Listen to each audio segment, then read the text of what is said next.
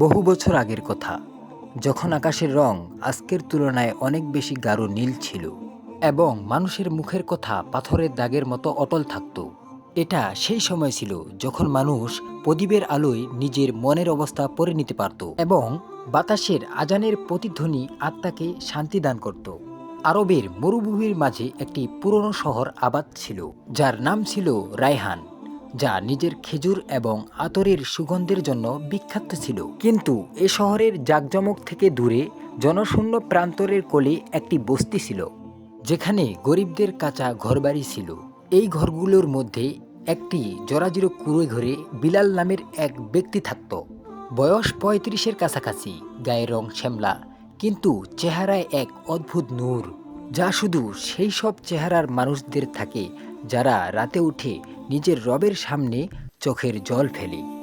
বিলাল পেশায় একজন তাঁতি ছিল, যে সারাদিন নিজের পুরনো গালিচায় বসে তাঁতি বুনত।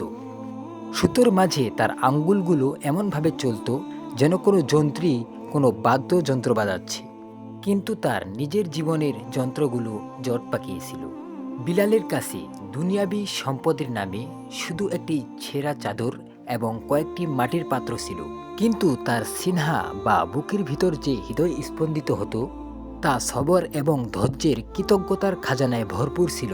সে যখনই সুতো বুনত তখনই তার মুখে থাকতো আলহামদুলিল্লাহ, এবং যখন সুতো বোনা হয়ে যেত তখন বলতো সুবহানাল্লাহ।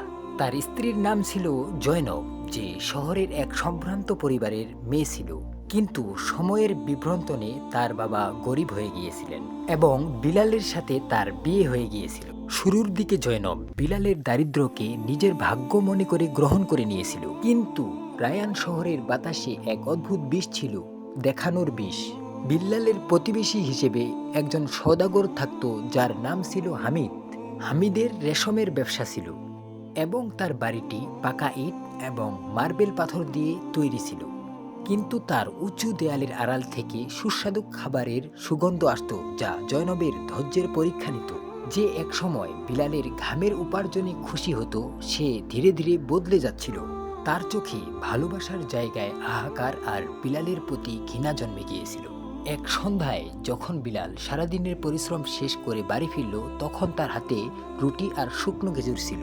জয়নব খাবারের থালাটিকে অবজ্ঞার সাথে দেখল এবং কড়া সুরে বলল, কবে পর্যন্ত বিলাল, কবে পর্যন্ত? শেষ পর্যন্ত আমরা জানোয়ারের মতো জীবন কাটাবো। হামিদের স্ত্রীকে দেখো, সে রেশম থেকে আনা রেশমি পোশাক পরেছে, আর আমার শরীরে জুটেছে এই নোংরা কাপড়, এবং এই তালি ধোয়া কাপড়গুলো আমার যৌবনকে নিয়ে উচ্ছ্বাস করছে। বিলাল একটা দীর্ঘ শ্বাস ফেলল। তার চোখে জল ছিল, কিন্তু তার গলায় ছিল সেই ধীরস্থির ভাব। সে নম্রতার সাথে বলল, জয়নব, এই দুনিয়া একটা সরাইখানা, আর আমরা মুসাফির। যা তকদিরে আছে তা সময়ের আগে পাওয়া যায় না, আর যা নসিব বা ভাগ্যে আছে তা কেউ কেড়ে নিতে পারে না।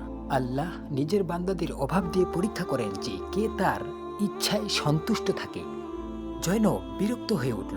সে রুটির টুকরোটা আছাড় দিয়ে ফেলল এবং চিৎকার করে বলল, থামাও এই সান্ত্বনার কথাগুলো। এই আধ্যাত্মিক কথা দিয়ে পেট ভরে না বিলাল।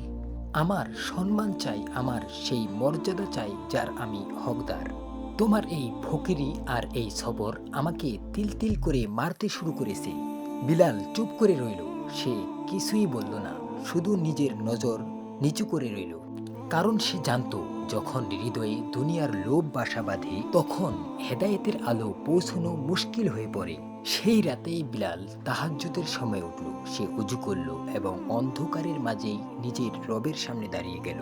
সে কেঁদে কেঁদে দোয়া করছিল, ইয়া রব, আমার ঘরে শান্তি ফিরিয়ে দাও, আমার অর্ধাঙ্গিনীর হৃদয়ে তুষ্টি ঢেলে দাও। আমি তোমার পরীক্ষায় ঘাবড়াই না, কিন্তু আমাকে আমার আপনজনদের ঘৃণা থেকে বাঁচিয়ে নাও। বিলাল যখন দোয়া যাচ্ছিল তখনই সে বাইরে কারো পায়ের আওয়াজ শুনতে পেল। হঠাৎ ভোর হয়ে গেল। আজ এতটুকুই গল্প বন্ধুরা। পরবর্তীতে বিলাল কি পারবে তার নিজের আত্মসম্মান এবং দারিদ্রতাকে ফিরিয়ে আনতে এবং মুস্কানের যাওয়ার পথকে আটকাতে? আল্লাহ কি তার উপর সন্তুষ্ট হয়ে তার এই দারিদ্রতাকে দূর করে দেবেন, এবং কি সে ফিরে পাবে তার আত্মসম্মান এবং মর্যাদা? এই সব কিছু থাকবে নেক্সট পর্বে অথবা নেক্সট পার্টে। তো আপনাদের যদি এরকম ধরনের ইসলামিক ভিডিও ভালো লেগে থাকে এবং দেখার ইচ্ছা থাকে, তাহলে আমাদের চ্যানেলটিকে সাবস্ক্রাইব করে দিয়ে পাশে থাকা বেল আইকনটি অন করে দিন। সকলকে জানাই খোদা হাফেজ। দেখা হচ্ছে নেক্সট পর্বে।